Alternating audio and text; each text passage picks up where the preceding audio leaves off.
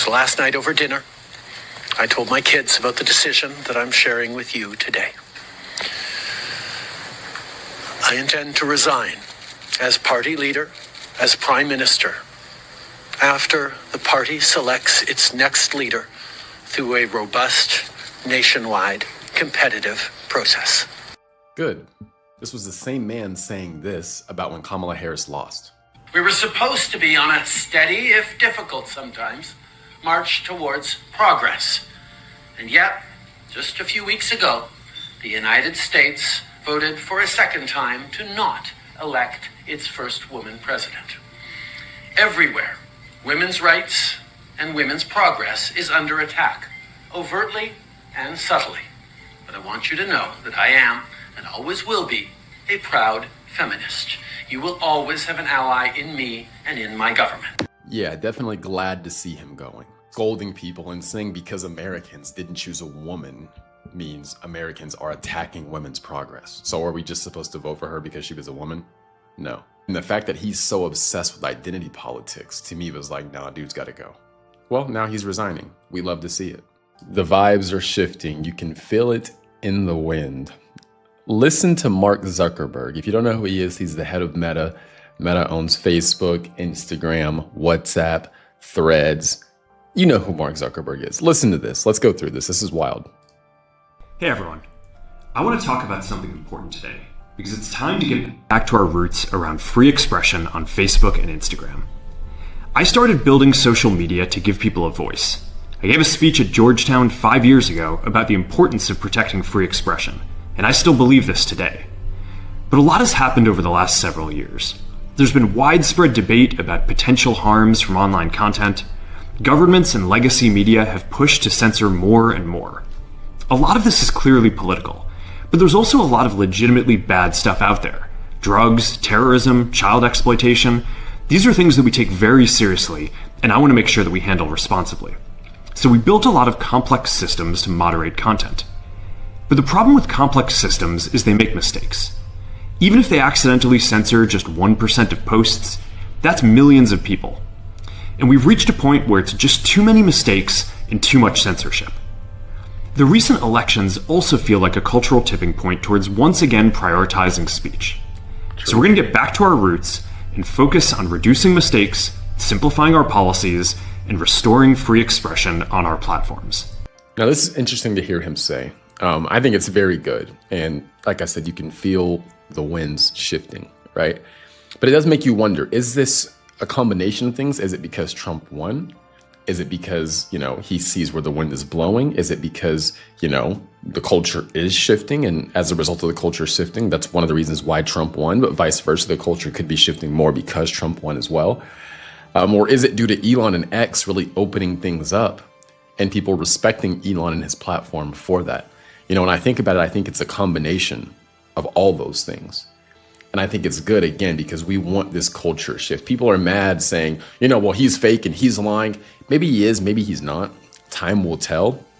But what's good is that our ideas of free speech, right, and not extreme levels of censorship are making it into some of the largest social media platforms in the United States.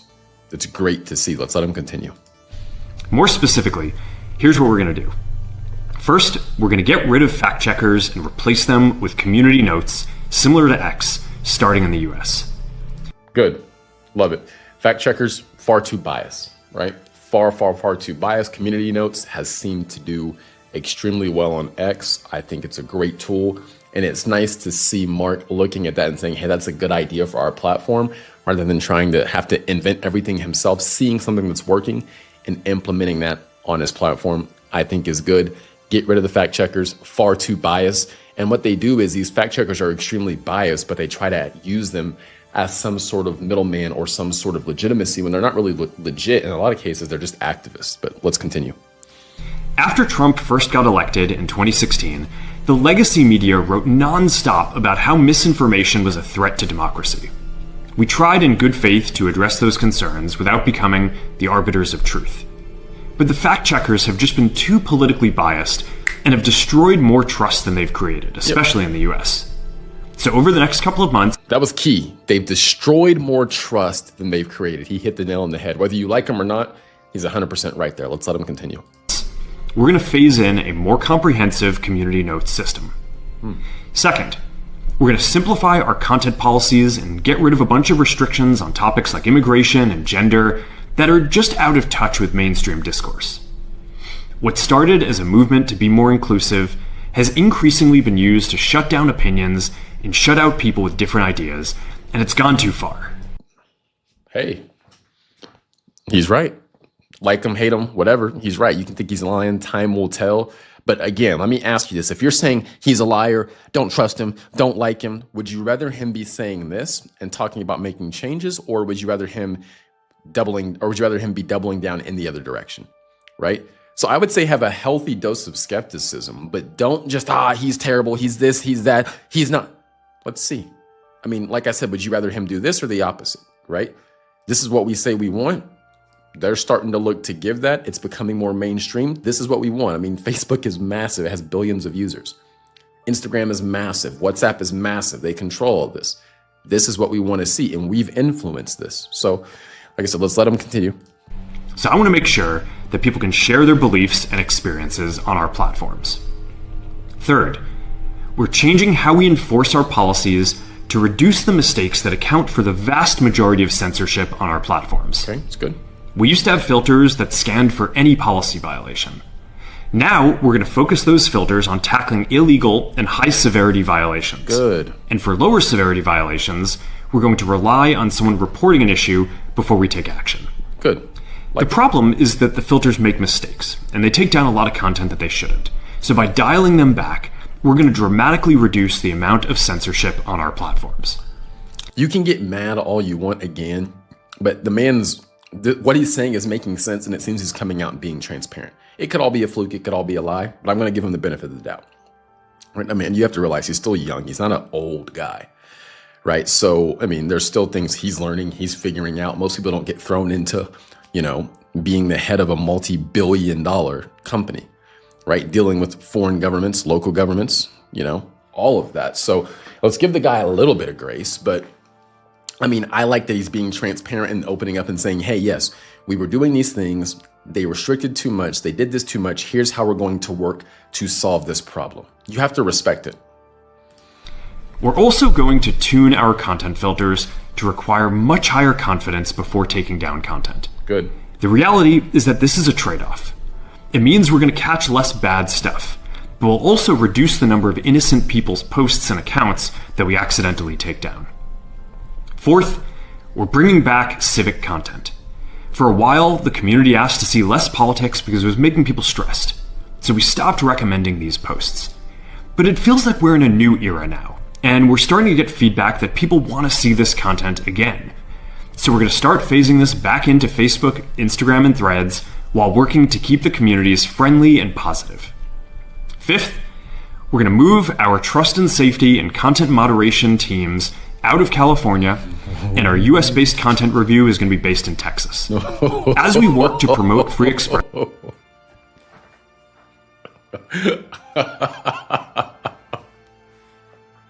That is glorious. That is glorious. We love to see that. We love to see that.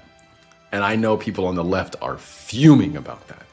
Fuming about that. We love to see it. Now let's hear his reason why. We love to see that. I think that it will help us build trust to do this work in places where there is less concern about the bias of our teams. Absolutely. 100% it'll help build trust. Yes. California is arguably, it's between California and New York, likely, if you think about it. It's one of the, let's say California, it's the Democratic stronghold of the United States. Yes, there's a clear bias. Same thing with X. When Twitter was in California, clear bias. So yes, get that moderation team out of California, get them to Texas, Zuckerberg. We love to see it. And I respect that, and it will help build that transparency and people to trust that the content moderation team is not biased. I think it's a good play. You could have done Arizona. Maybe it's a little purple, more purple, right? Or a swing state, but I'm happy with Texas. I'm not mad about Texas. And I think it will help build more credibility and legitimacy because you still have, for example, Austin, which is kind of, I don't think you should do it in Austin. I think it should be, Houston or Dallas or whatever, but it's probably going to be in Austin. Whatever. We'll see.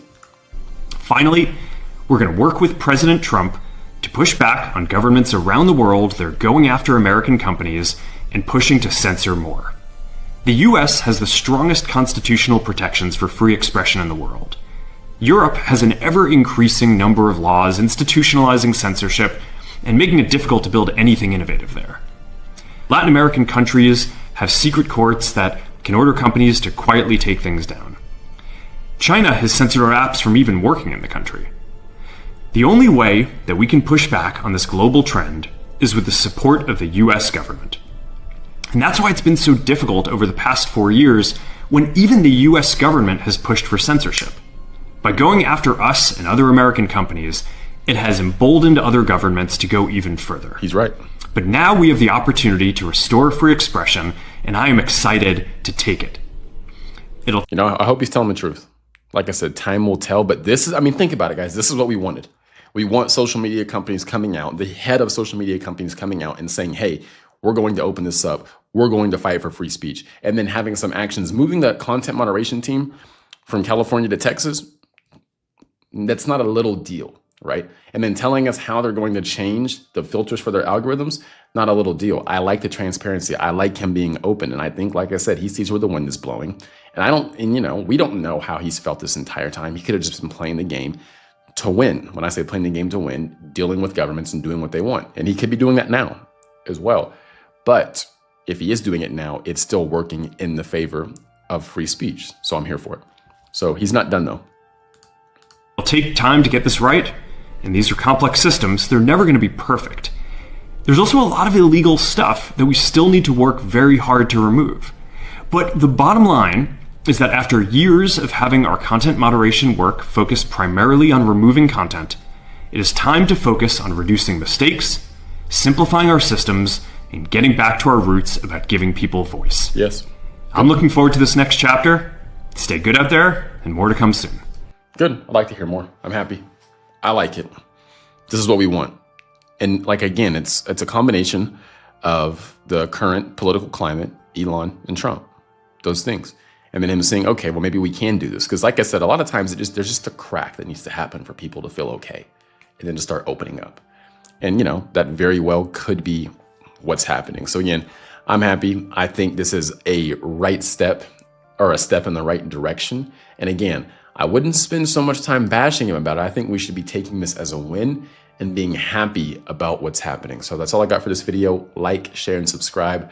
I will see you guys in the next one. Have a wonderful day. 2024 election fried our brains. The Democrats couldn't hold a primary because they were too busy holding a body upright.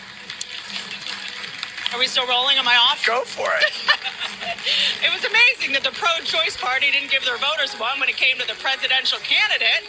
Kamala was forced on us so hard you'd think she was patented by Pfizer or Moderna, whichever one's... Oh, God. Andy just gave me a very scary look. No! Yo, that is on CNN. I know a bunch of people at that organization are seething right now. But it also kind of maybe shows you the cultural shift that's happening. Seeing someone say that on CNN used to be unimaginable. And it's still kind of crazy to think about, which is why she said it is it still on? Are we still airing? After she said what she said. Because she absolutely roasted the Democrats. And nothing about what she said was wrong. I really don't know who this woman is, but we might have to go look her up and see some of her content. If we want people to be open and be able to say the things they want like this, we need to support them when they do so.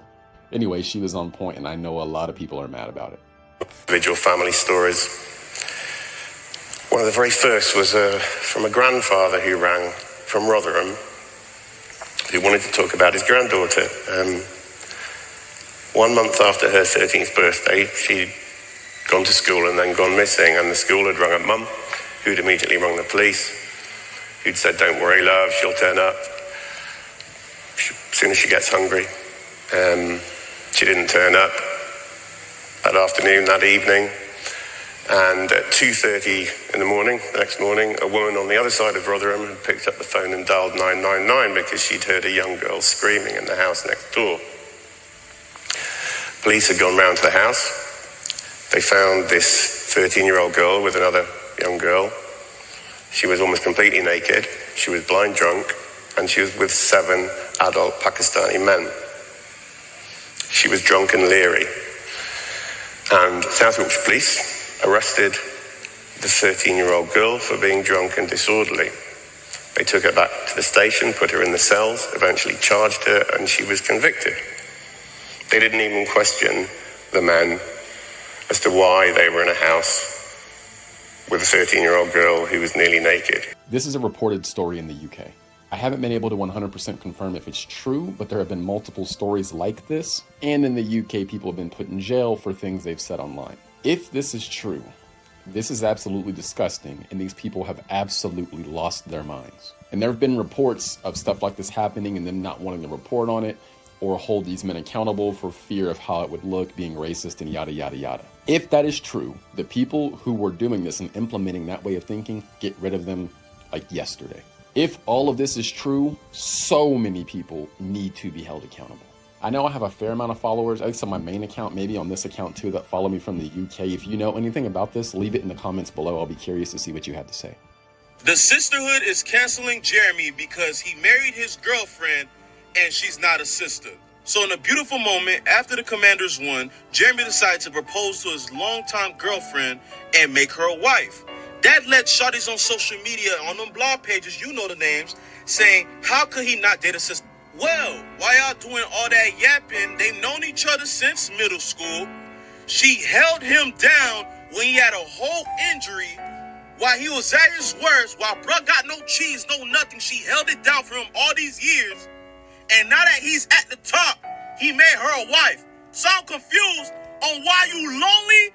He starts going in on the women complaining about this. Now, the reason why a lot of these athletes or men end up with white women is explained by Dr. Umar here. I don't agree with a lot of things he says, but hey, when you're right, you're right. And in this case, he's right. So check this out. A big difference between the snow bunny and the African queen is the snow bunny will find a black man in progress. She will find him on the job. She will find him on the university. And that snow bunny will see a black man with potential and she will invest in him. She will help him level up. And then when the sister see him 5 years ago, 5 years later, he's a millionaire. And the sister say, look at that sellout. He went and got a white girl. But guess what? When he was looking for a sister to help him level up, to invest in him, none of them wanted it. You know why? Too many black women want a finished product. Even aside from that, it's still stupid that this man and people have to hear black people, or in particular black women, complaining about the fact that he decided to marry a white girl. Why can't they be happy for him? The man seems to have married a good woman and the woman that he wants. There is no need for us to make everything about skin color. It's pathetic at this point. Let them be happy. But also, I find it hypocritical because when a black woman dates a white man, we see in the comments, pasta and lobster. Oh yes, girl, I see you, yada, yada, yada. When it's the other way around, then it's a problem. Just funny how that works. Mississippi Valley State University was just invited to Trump's inauguration to play for the entire world to hear.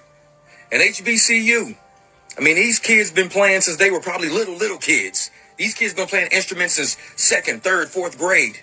And they're about to be on a world stage for Germany to hear them, Denmark to hear them, Africa can hear them, Australia's going to hear them. Everybody's going to be watching his inauguration, hearing these young black kids that grew up and dreamed of playing on a world stage for everybody to hear. This is one of the biggest stages they ever going to play on. And guess who's got a problem with it? Black people. Black people. Now, see, black people didn't have a problem when Kamala Harris had Beyonce paying her $10 million. Didn't have a problem paying Meg Thee Stallion.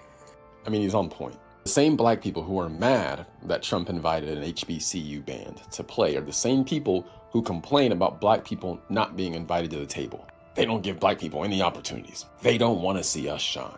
They're always trying to hold us back. Then Trump invites an HBCU to play at his inauguration, and then it's a problem. This is just proof that he can do no right. Many of these people have made it up in their mind that no matter what he does, it's bad. And no matter what side he takes, I'm going to take the opposite and say it's bad. That is what it seems like. Again, you're complaining about us not having a seat at the table, not getting invited to things, people not seeing our true talents. Then an HBCU band gets invited to the event and you're still complaining. This is why we shouldn't take many of you seriously. No matter what it is, you're going to complain. And people wonder why we struggle. Many of us don't even realize that our own racist attitudes actually lock us out of many opportunities that could drastically change our lives. And as a result of that, we continue to struggle more than we need to. Hopefully one day we'll wake up.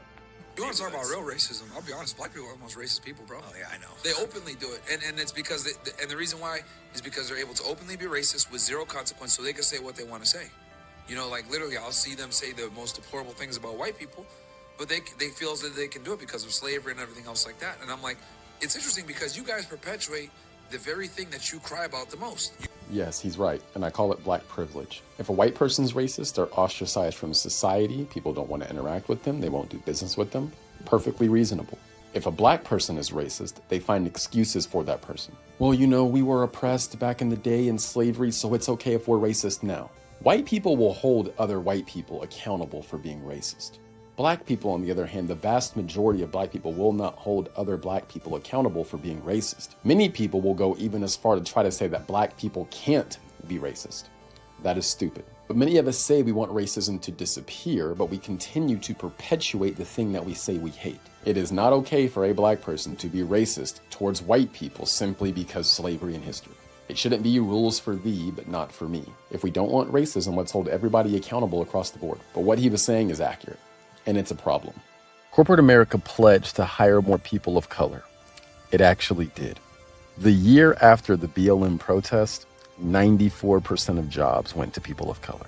That is quite literally racism. They are discriminating against people based on the color of their skin to give other people jobs based on the color of their skin. And it's crazy to me because so many people say they want to move past racism, but they do racist things on a regular basis and actively work and continue to perpetuate racism. They just justify that racism because they're being racist against white people. So racism in today's modern society is okay as long as you're racist against white people, which to me is broken. Like you want to tell, hey, white people, don't be racist to other people, but we're gonna be racist to you. Like what? Like if we're gonna complain about them being racist, let's not be racist to them. You're not going to fix past racism with modern racism. That's not how it works. The amount of energy we put into making things about race when it comes to employment is the amount of energy we should be putting into finding the best person for the job, regardless of race. That's how you give everybody the best opportunity.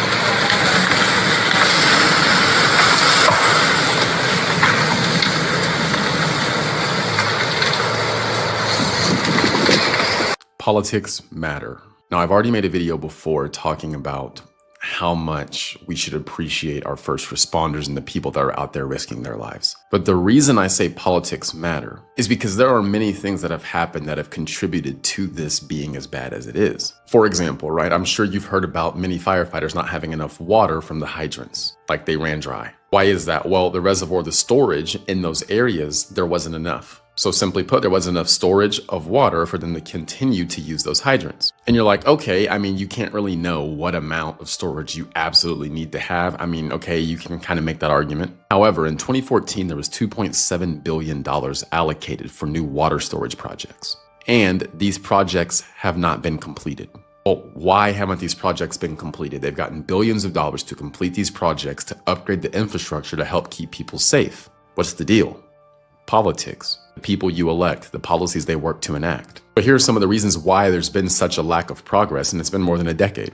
Regulatory and planning delays. I'm going to read you some stuff. The process of approving and implementing large-scale water infrastructure projects involves extensive environmental reviews, public consultations, and regulatory compliance, which has led to significant delays. Project selection. The California Water Commission was tasked with selecting projects through a competitive process which took time. The first funding awards for preliminary activities like permitting and environmental documentation were not planned until 2018, with construction funds to follow. So this $2.7 billion was intended for new water storage. But bureaucratic processes, regulatory hurdles, and just general mismanagement have allowed this to take place. The people you elect matter. Policies matter. Politicians matter. And this is a Democrat stronghold. They should be taking full responsibility for the mistakes and the negligence that allowed this to get as bad as it has. I'm going to say it again. Politics matter. So did we just watch Gavin Newsom just lie through his teeth? Governor, I live here, Governor. That was my daughter's school, Governor. Please tell me what you're going to do. I'm not going to hurt him, I promise. Okay, literally talking to the president right now to specifically answer the question of what we can do for you and your daughter. Can I hear it? Can I hear your call? I Because can't- I don't Tessa. believe it. I'm sorry. There's literally, I've tried 5 times. That's why I'm walking around to make the Why call. is the president not taking your call? Because it's not going through. So Why? I have to get cell service. So There's let's no get it. cell service. Let's get it. I want to be here when you call the president. I appreciate it. I'm doing that right now. And it's to immediately get reimbursements, individual assistance. And If you pay attention, you'll notice he said, I'm literally talking to the president right now. Then when she pressed him on it, it came out that he's not literally talking to the president right now, that he's attempting to try and call the president. Now, we honestly don't even know if what he's saying is true or not. Like, he could have just been saying that to make her feel good and make it seem like he's doing the right thing. But words matter, and he was selective about the words he used. They sounded good. I'm literally talking to the president right now. That is something totally different than saying I'm trying to call the president right now. But when he got pressed, what it turned into is I'm trying to call the president and I can't get a hold of him, or the service isn't working, or whatever. Words matter. And I just find it interesting that he did that. Because he could have just in the beginning said, hey, I'm trying to get a hold of the president right now. He could have said that. But he didn't. Because again, he wasn't literally talking to him. But the first thing he tried to get her, and I guess the cameras, to believe is that he's literally talking to the president right now. It's just interesting. Little things like that, they can work to shape public perception if you don't catch them. And this woman here simply asking him to prove it actually caught how he was trying to shape public perception to be something different from what was actually happening exactly in that moment. So TikTok is back in the United States, and obviously I'm happy to see it. I think all the users of the app are happy to see it, but someone tagged me in this, and I was like, you could see it in his face, right? It eats him up, and it eats many of them up that Trump is getting credit for TikTok being, unbanned. They hate seeing people like him. They hate seeing people give Trump praise and support Trump and give credit where it's due. So let's let him continue, and let's see what he had to say. I want to be very clear about something. Both TikTok and Republicans are saying that Donald Trump is the reason that TikTok is back. He kept it alive in the United States. We should be thanking him. No. No. Yes. But let's let him continue.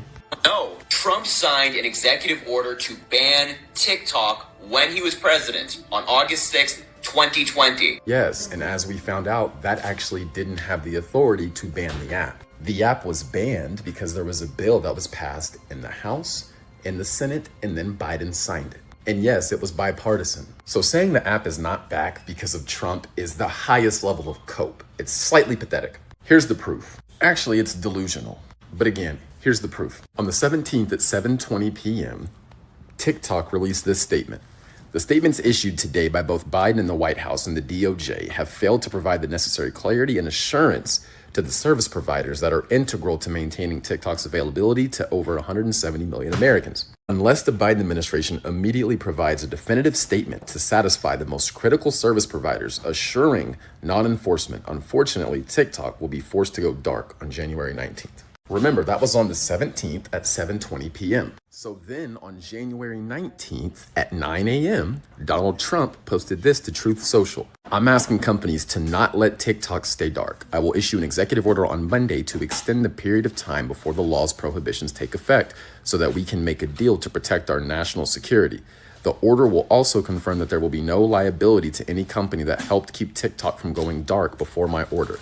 Americans deserve to see our exciting inauguration on Monday, as well as other events and conversations. So pause to read the rest if you want, but it's not really integral to my point, so I'm just going to skip ahead. So on the 17th, TikTok makes that statement. On the 19th, Trump posts that today on Truth Social. And then after that, TikTok posts this. They posted this 2 hours after Trump posted what I just showed you. Statement from TikTok: in agreement with our service providers, TikTok is in the process of restoring service. We thank President Trump for providing the necessary clarity and assurance to our service providers that they will face no penalties providing TikTok to over 170 million Americans and allowing over 7 million small businesses to thrive.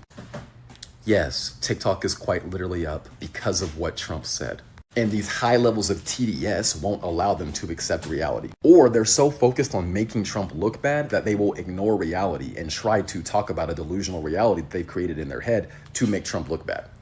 Yes, he wanted to get rid of it in 2020. That doesn't change the reality that the fact that the app is back live right now is because of what he posted on Truth Social. Cope